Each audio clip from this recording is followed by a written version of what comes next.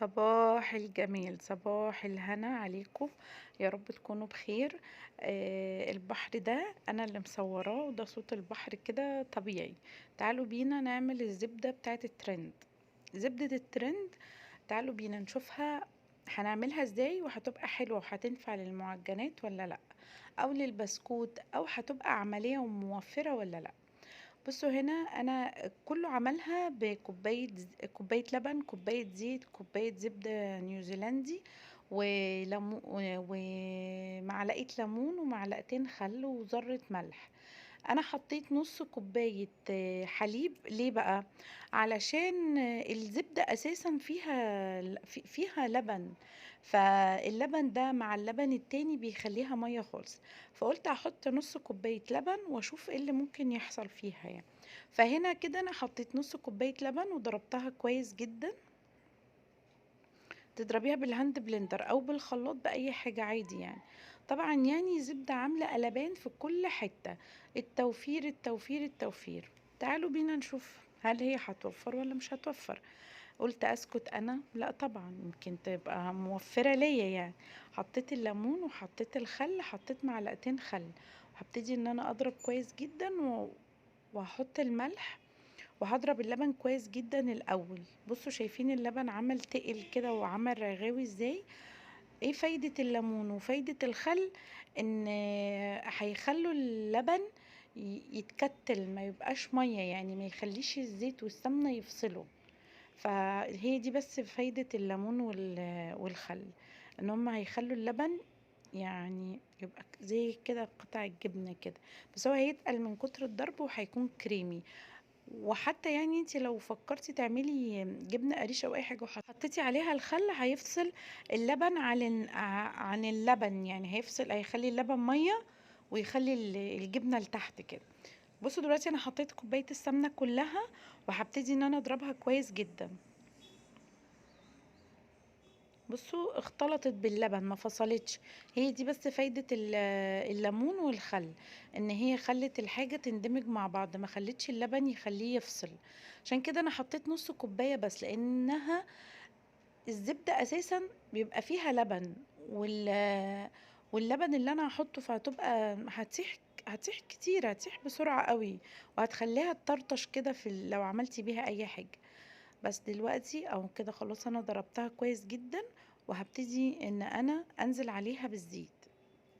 الزيت طبعا لما اجي احطه هنزل عليه واحده، يعني مش الكوبايه كلها مره واحده، هنزل عليها شويه شويه و...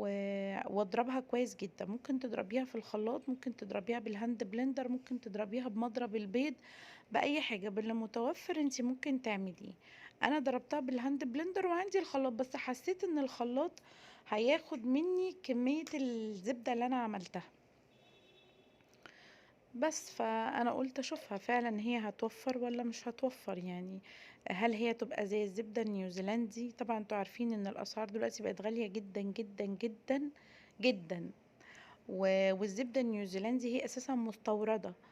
فهل لما احنا نعمل كده هتوفر معانا وهتدينا نفس الطعم ونفس الريحة؟ خليكم معانا بينا وهنشوف. طبعا هي زبدة حلوة، طبعا احنا مستخدمين زبدة كويسة، مش مستخدمين فيها اي زبدة، ومش هينفع ان انت تستخدمي فيها سمنة بلدي.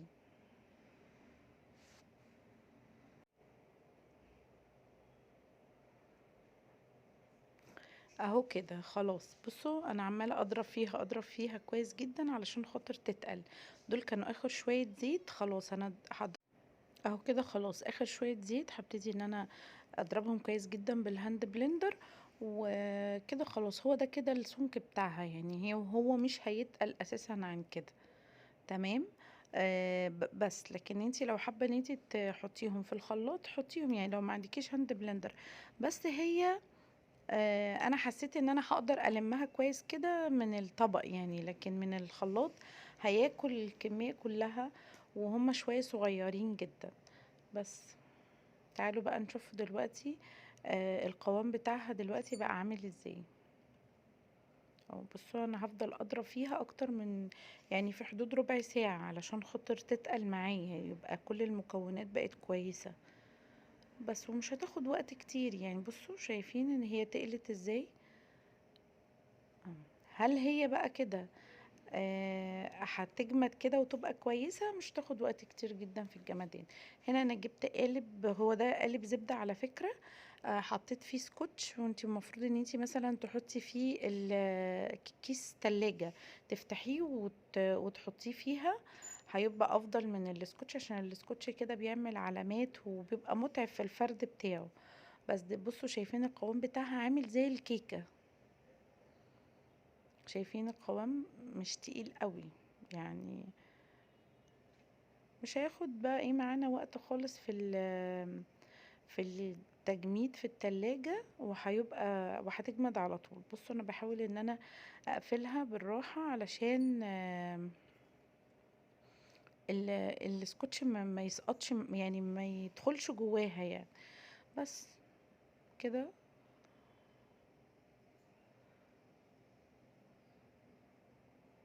بص انا بحسس عليها خالص لانها سايله سايحه جدا.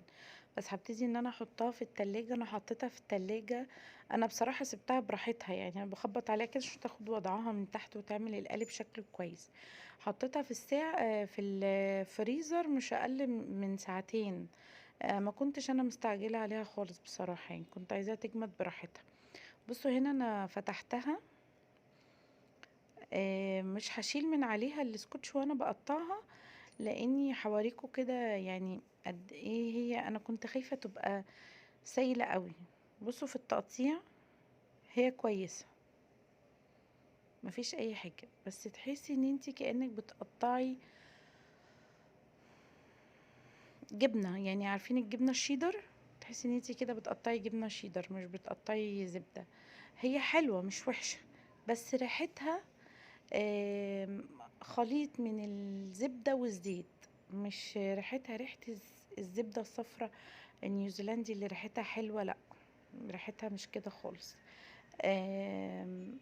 بس شغالة. بس هل دي تنفع في الكيكات، في البسكوتات، في المعجنات، في الحاجات دي؟ ما اعتقدش. بصوا سايحة يعني، انا سبتها اكتر من ساعتين في الفريزر وبرضو سايحة يعني. بصوا بتنزل مية كده، بتسيح بسرعة، مش زي الزبدة اللي احنا عادي بنشتريها كده بتبقى جامدة. لا، ما بتسيحش بسرعة. ممكن تسيح عشان ده حر، لكن دي بتسيح بتنزل مية. وبصوا انا اصريت ان انا احط لها نص كوباية لبن علشان ما تبقاش سايحة خالص. بصوا، بصوا شايفين ايدي بتلمع؟ بصوا بتتزحلق من الزيت يعني، ده من الزيت واللبن. بصوا شايفين يعني، دي مع اي حاجة هتطرطش كتير.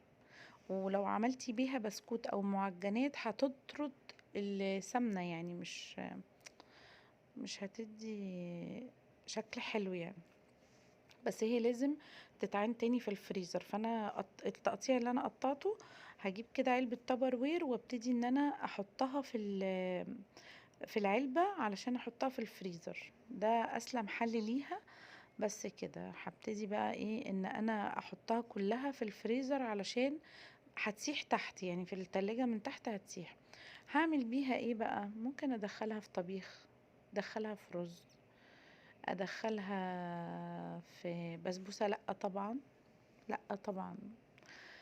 في اي حلويات مش هقدر ادخلها. بصوا كأنها عاملة زي الجبنة الشيدر، لكن مش زبدة خالص.